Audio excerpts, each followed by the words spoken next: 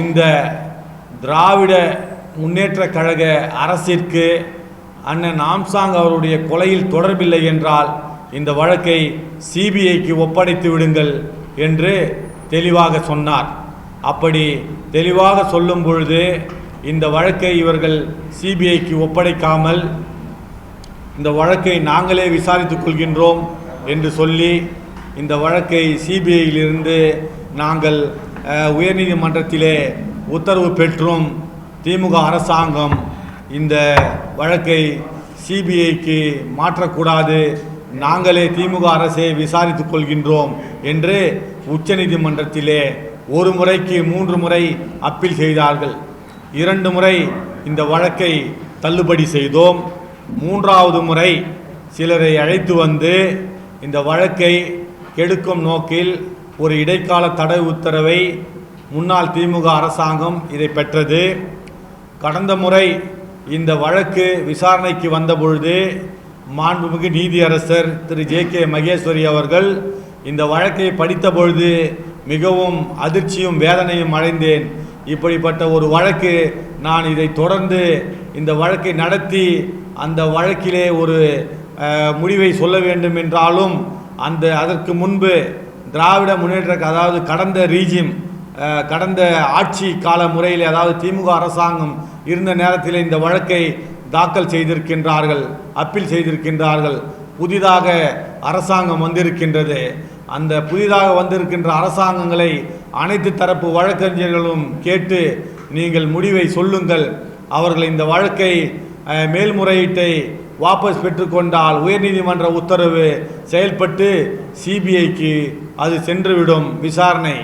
அப்படி அவர்கள் வாபஸ் பெறுவதற்கான ஒரு நேர காலமும் நீங்கள் அனைத்து தரப்பு வழக்கறிஞர்களும் அவர்களுடைய முடிவை தெரிவித்து அவர்கள் என்ன என்று கேட்டு வாருங்கள் என்று இந்த நீதிமன்றத்துடைய விடுமுறை காலத்துக்கு முன்பு அந்த மாண்புமிகு நீதியரசர் அவர்கள் இந்த தகவலை சொல்லி அதை உத்தரவாகவே பிறப்பித்திருந்தார். இந்த சூழ்நிலையிலே தாவேகாவுடைய அரசாங்கம் மிகவும் கனிவுடன் இந்த வழக்கை பரிசீலனை செய்து எந்த காரணத்திற்காக திராவிட முன்னேற்ற கழகம் ஆட்சி இந்த வழக்கை சிபிஐக்கு எடுத்து செல்ல மறுக்கின்றது என்று பொதுமக்கள் அனைவரும் கேள்வி கேட்டனர். இந்தியா முழுவதும் அல்ல, தமிழ்நாடு மாநிலம் முழுவதும் போராட்டங்கள் நடைபெற்றன.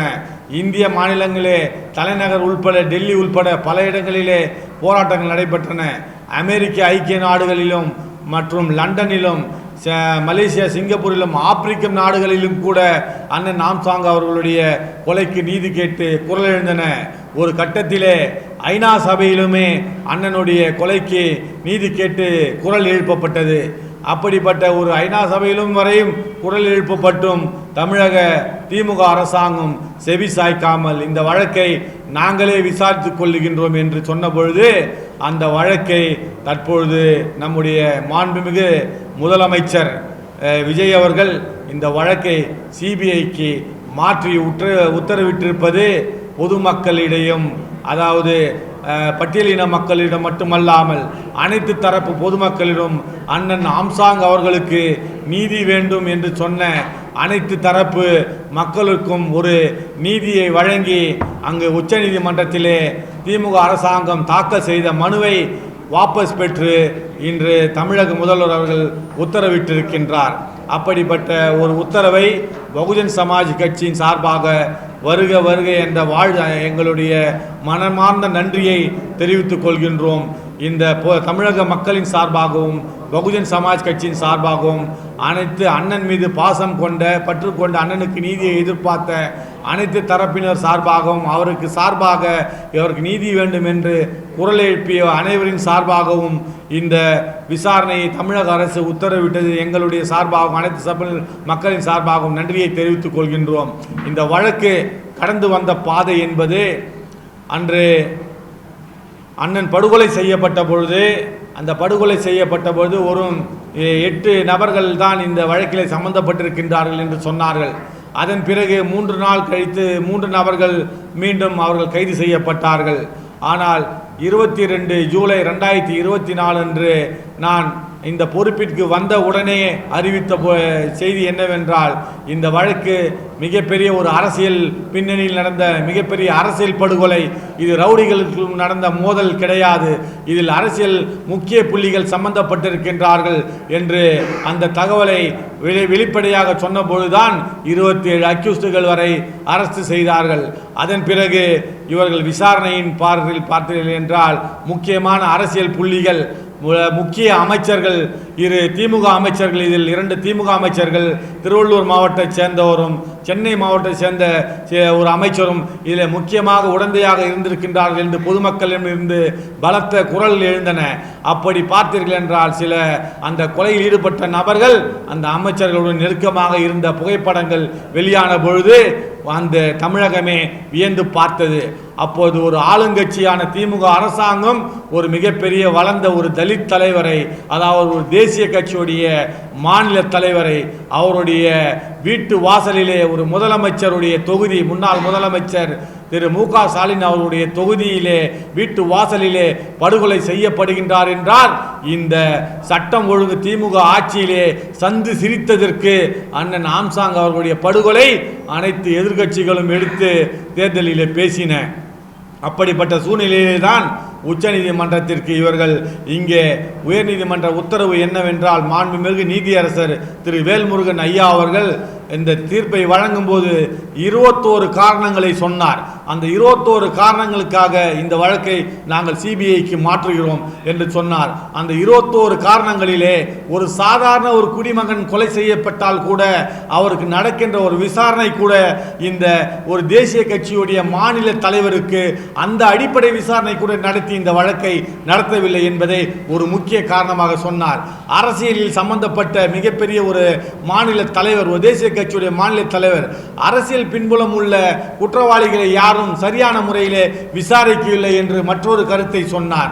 அதே போன்று பொதுமக்களுடைய ஐடென்டிபிகேஷன் பரேட் என்று சொல்லக்கூடிய அந்த அடையாள அணிவகுப்பை கூட ஒரு அடிப்படை ஒரு விசாரணை கூட நடத்தவில்லை என்று சொல்லியிருக்கின்றார். அதே போன்று அந்த விசாரணையை ஒவ்வொரு யாரெல்லாம் இவர்களை குற்றம் சுமத்தினார்களோ அவர்களை வைத்திருந்த அந்த கதையை வைத்து இந்த வழக்கை முடித்து இருக்கின்றார்கள். அதனால் முறைப்படி விசாரணை நடத்தவில்லை என்று சொல்லி பல 21 காரணங்கள் இது முக்கியமான காரணங்களாக இருந்தன. அப்படி சொன்ன மாண்புமிகு நீதியரசர் அவர்கள் இன்னொரு படி மேலே சென்று, நீங்கள் செய்த விசாரணை முழுவதையும் நான் ரத்து செய்கிறேன். ஆரம்பத்தில் இருந்து நீங்கள் முதலிலிருந்து விசாரணை செய்து 6 மாதத்திற்குள் இடைக்கால ஒரு குற்றப்பத்திரிகையை தாக்கல் செய்ய வேண்டும். உடனடியாக சிபிஐக்கு இந்த வழக்கு பண்டல்களை ஒப்படைக்க வேண்டும் என்று உத்தரவிட்டார். ஆனால் அந்த வழக்கு பண்டல்களை ஒப்படைப்பதற்கு பதிலாக அவர்கள் உச்சநீதிமன்றத்திலே திமுக அரசாங்கம் அங்கு மேல்முறையீடு சென்றது.